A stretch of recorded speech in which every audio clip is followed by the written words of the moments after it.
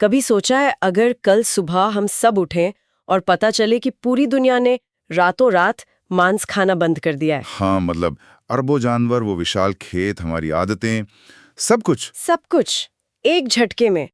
आज हम इसी बहुत ही दिलचस्प ख्याल पर बात करने वाले हैं। ये कल्पना ही इतनी जबरदस्त है कि इसके हर पहलू पर सोचना जरूरी हो जाता है। बिल्कुल। और हमारे पास कुछ बढ़िया स्रोत भी हैं, जैसे BBC Earth, infographics show, TED ed, good food, कुछ हिंदी लेख भी हैं। हाँ, इनके जरिए हम कोशिश करेंगे समझने की कि अगर सब अचानक शाकाहारी या वीगन बन जाएं, तो हमारे ग्रह, अर्थव्यवस्था, सेहत और समाज पर क्या असर पड़ेगा। सही।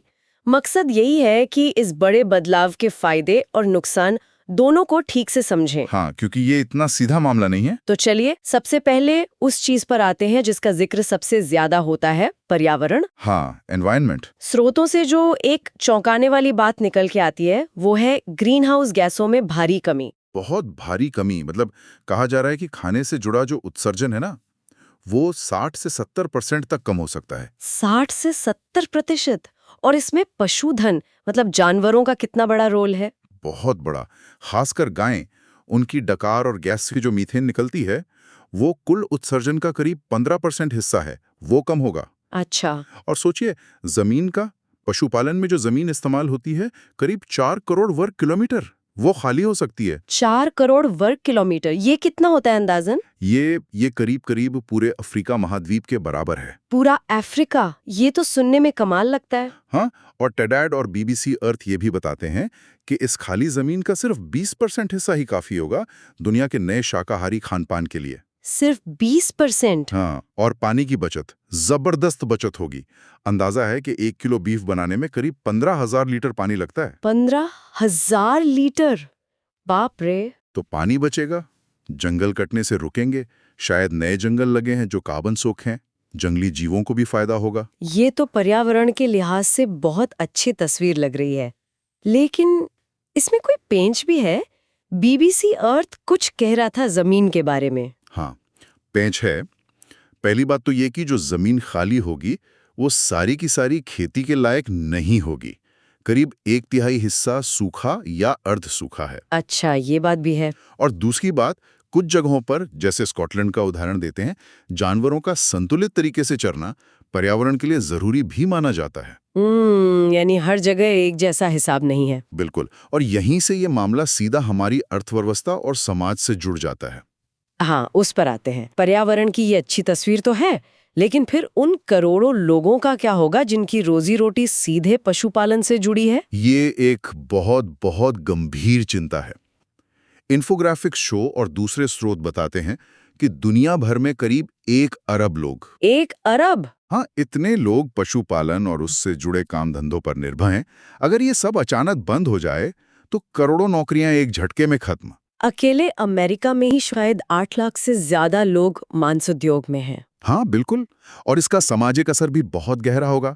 सोचिए, खानाबदोश चरवाहे हैं, कई समुदाय हैं जिनकी पूरी संस्कृति, पूरी जीवन शैली ही जानवरों पर टिकी है। सही बात है। और हमारे त्योहार भी तो हैं, जैसे ईद उल अजहा है या विदेशों में थैंक्सगिविंग। हाँ, उन परंपराओं का क्या होगा? और कई ऐसी छोटी छोटी चीजें हैं जिन पर हम ध्यान भी नहीं देते। बियर बनाने में, कॉस्मेटिक्स में, कई जगह पशु उत्पाद इस्तेमाल होते हैं। अच्छा, बियर में भी? हाँ, कुछ प्रक्रियाओं में। तो उन सब के विकल्प ढूंढने होंगे। ये एक बड़ी आर्थिक और सामाजिक उथल-पुथल होगी। अब जरा सेहत की बात कर लेते हैं। गुड फूड और टेडिट जैसे स्रोत इशारा करते हैं कि इससे सेहत को बड़े फायदे हो सकते हैं। हाँ, फायदे तो हैं, जैसे दिल की बीमारियां, टाइप 2 डायबिटीज, कुछ तरह के कैंसर, इनका खतरा कम हो सकता है। लाखों जानें बच सकती हैं। और वो जानवरों से इंसानों में फैलने वाली बीमारियां, जूनोटिक? हाँ, उनका खतरा भी कम होगा। ये भी एक बड़ा प्लस पॉइंट है। लेकिन क्या सिर्फ वीगन बन जाना ही सेहत की गारंटी है? आजकल तो वीगन जंक फूड भी खूब चल रहा है। बिल्कुल सही पॉइंट पकड़ा आपने। गुड फूड का लेख इसी पर जोर देता है।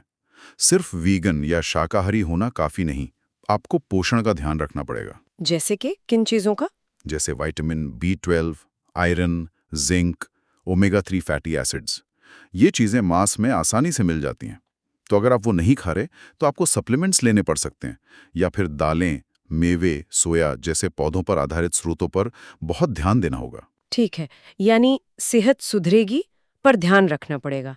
अच्छा, एक और सवाल जो मेरे मन में कब से आ रहा है, वो जो अरबों फार्म जानवर हैं, उनका क्या होगा? हाँ, ये बहुत मुश्किल और थोड़ा क्या कहते हैं भावनात्मक सवाल भी है। उन्हें जंगल में छोड़ देंगे? नहीं, ऐसा नहीं हो सकता। बीबीसी और गुड फूड बताते हैं कि आजकल के कई फार्म जानवर, जैसे कि वो ब्रॉयलर चिकन होते हैं, वो तो जंगली माहौल में जी ही नहीं पाएंगे। उनकी बनावट ही वैसी नहीं है। ओ। हाँ, कुछ शायद जंगली बन जाएं, जैसे हवाई में जंगली मुर्गे पाए जाते हैं, लेकिन ज्यादातर के लिए ये मुमकिन नहीं। तो अगर ऐसा बदलाव कभी होता है, तो शायद धीरे धीरे उनकी प्रजनन दर को कम करना ही एक तरीका होगा। ये तो काफी दुखद लगता है सोचने में। हाँ, है। लेकिन इसका दूसरा पहलू यह है कि बड़े पैमाने पर जो जानवरों का शोषण होता है, वो खत्म हो जाएगा और जंगली जानवरों के रहने की जगह बचेगी, तो शायद उनकी संख्या बढ़े। अच्छा, एक और उम्मीद वाली बात कही जाती है, भुखमरी। क्या दुनिया की भुखमरी मिट सकती है इससे? हाँ, ये तर्क दिया जाता है। इन्फोग्राफिक शो और कुछ लेख बताते हैं कि दुनिया की करीब 1/3 फसल जानवरों को खिला दी जाती है। 1/3? हाँ, तो अगर वो अनाज इंसानों को मिले, तो वो 80 करोड़ से ज्यादा भूखे लोगों का पेट भरने के लिए काफी हो सकता है। तो क्या भुखमरी खत्म हो जाएगी? काश ये इतना आसान होता। गुड फूड और दूसरे स्रोत याद दिलाते हैं कि दुनिया में आज भी इतना खाना तो पैदा होता है कि सबका पेट भर सके। अच्छा, फिर दिक्कत कहाँ है? दिक्कत सिर्फ उत्पादन की नहीं है। गरीबी, राजनीति, खाने का सही बंटवारा ना होना, ये सब बड़े कारण हैं। तो सिर्फ शाकाहारी बन जाने से भुखमरी खत्म हो जाएगी, ऐसा मानना शायद थोड़ा ज्यादा आशावादी होगा। ये उससे कहीं ज्यादा जटिल समस्या है। समझा। तो कुल मिलाकर ये वाकई एक ऐसी तस्वीर है जिसके कई कई पहलू हैं। एक तरफ पर्यावरण के लिए जबरदस्त फायदे हैं, तो दूसरी तरफ अर्थव्यवस्था के लिए बहुत बड़ी चुनौतियां। सेहत में सुधार की उम्मीद है, तो पोषण पर बहुत ध्यान देने की जरूरत है। और इन सब के साथ गहरे सामाजिक और सांस्कृतिक बदलाव भी जुड़े हैं। बिल्कुल। और सबसे जरूरी बात ये याद रखनी है कि ये सब एक काल्पनिक स्थिति पे आधारित है। ऐसा रातों रात होना तो नामुमकिन है। हाँ, ये तो है। असलियत में बदलाव अगर होगा भी तो बहुत धीरे धीरे होगा। हम देख भी रहे हैं, कहीं मांस की खपत बढ़ रही है, तो कहीं खासकर पश्चिमी देशों में पौधे आधारित खाने का चलन बढ़ रहा है। हाँ, ये ट्रेंड दिख रहा है। और टेड एक दिलचस्प बात कहता है कि अगर हम सिर्फ बीफ जैसे जो सबसे ज्यादा असर डालते हैं पर्यावरण पर, उन मांस की खपत भी कम कर दें, तो भी बहुत बड़ा फर्क पड़ सकता है।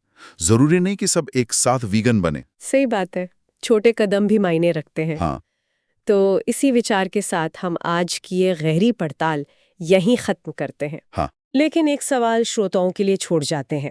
जरा सोचिए, अगर मांस से दूरी बनाने का ये चलन धीरे धीरे ही सही लेकिन बढ़ता है, तो हमारे समाजों को, हमारी सरकारों को, अपने आप को, अपने बुनियादी ढांचे को, अर्थव्यवस्था को, और यहाँ तक कि अपनी सांस्कृतिक पहचान को इस बदलाव के लिए कैसे तैयार करना होगा? सोचने वाली बात है।